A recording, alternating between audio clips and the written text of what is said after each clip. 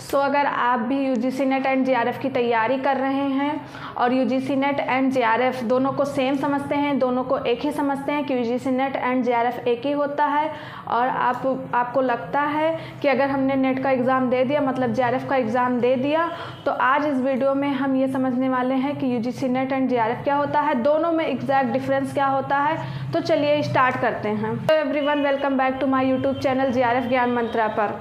आज हम UGC net को सबसे पहले यूजीसी नेट को समझते हैं कि यूजीसी नेट का एग्ज़ाम कौन कंडक्ट कराता है, कैसे होता है, और यूजीसी नेट एंड जेआरएफ में डिफरेंस क्या है। तो वीडियो के लास्ट तक बने रहिएगा। तो चलिए स्टार्ट कर। दोनों में डिफरेंस क्या है। तो सबसे पहले हम यूजीसी नेट को समझते हैं कि यूजीसी नेट का एग्जाम किस लिए दिया जाता है, इसका पर्पस क्या होता है और यह किस चीज के लिए एलिजिबल होता है। तो जो यूजीसी नेट का एग्जाम होता है, जब आप यूजीसी नेट का एग्जाम देते हैं तो यह नेशनल लेवल एग्जाम होता है, या टीचिंग के लिए एलिजिबल हो जाते हैं। जब आप नेट का एग्जाम क्वालिफाई कर लेते हैं तो आप एलिजिबल हो जाते हैं फॉर असिस्टेंट प्रोफेसर के लिए। जब आप एलिजिबल हो जाते हैं फॉर असिस्टेंट प्रोफेसर के लिए तो आप central university, state university and colleges में आप जाके वहां पे असिस्टेंट प्रोफेसर के लिए एलिजिबल हो जाते हैं। अब हम बात करते हैं क्या इसमें कोई फेलोशिप मिलती है। तो नेट के एग्जाम में आपको कोई फेलोशिप नहीं मिलती है। नेट के एग्जाम में कोई स्टिपेंड, कोई गवर्नमेंट द्वारा आपको फेलोशिप नहीं दी जाती है। और जो नेट का एग्जाम होता है वो जेआरएफ के कंपेरेटिवली थोड़ा कट ऑफ इसका कम जाता है। अब हम बात करते हैं जेआरएफ की। तो जेआरएफ जो होता है वो जूनियर रिसर्च फेलोशिप होता है। यहाँ पे आपको जब आप जेआरएफ क्वालिफाई कर लेते हैं तो आपको गवर्नमेंट द्वारा जेआरएफ फेलोशिप पे 37,000 पर मंथ दिया जाता है 2 ईयर तक। उसके बाद आप सीनियर फेलोशिप में चले जाते हैं, सीनियर रिसर्च फेलोशिप पे। वहां पे आपको गवर्नमेंट द्वारा दिया जाता है 42,000 पर मंथ। उसके बाद आपका जो जेआरएफ का कट ऑफ होता है वो नेट के कंपेरेटिवली थोड़ा हाई जाता है। नेट के कंपेरेटिवली थोड़ा हाई जाता है जो आपका जेआरएफ का कट ऑफ होता है।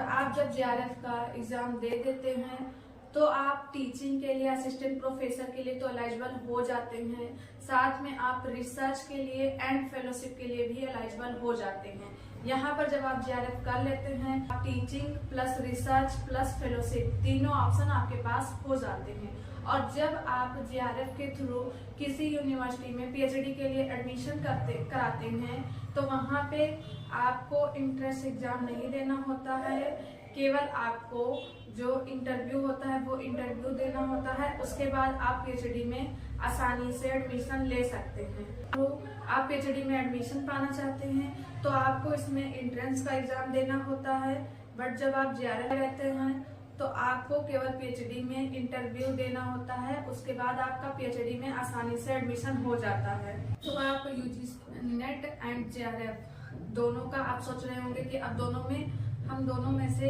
किसकी तैयारी करें। तो देखिए, यूजीसी नेट या जेआरएफ दोनों का एग्जाम सेम ही होता है, दोनों का एग्जाम एक ही होता है, बस यहाँ पे डिफरेंट होता है कट ऑफ का।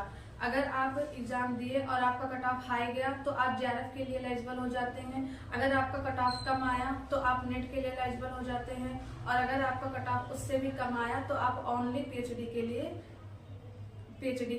एलिजिबल। आपको अगर केवल टीचिंग ही करना है तो आप नेट कर लेते हैं, तब भी आप टीचिंग में जा सकते हैं असिस्टेंट प्रोफेसर के लिए। बट अगर आप चाहते हैं कि आपको टीचिंग प्लस रिसर्च में भी जाने का मौका मिले और आपको पर मंथ फेलोशिप भी मिले तो आप जेआरएफ का टारगेट रखिए और ज्यादा से ज्यादा प्रिपरेशन, अच्छे से अच्छे प्रिपरेशन करिए और कोशिश करिए कि आपका जेआरएफ हो जिससे आप क्वालिफाई हो जाएं। अगर आपके कोई डाउट्स रह जाते हैं तो आप कमेंट बॉक्स में अपने डाउट्स लिख सकते हैं, आप हमसे कमेंट बॉक्स में अपने डाउट्स पूछ सकते हैं। तो आज इस वीडियो में बस इतना ही। Thank you so much.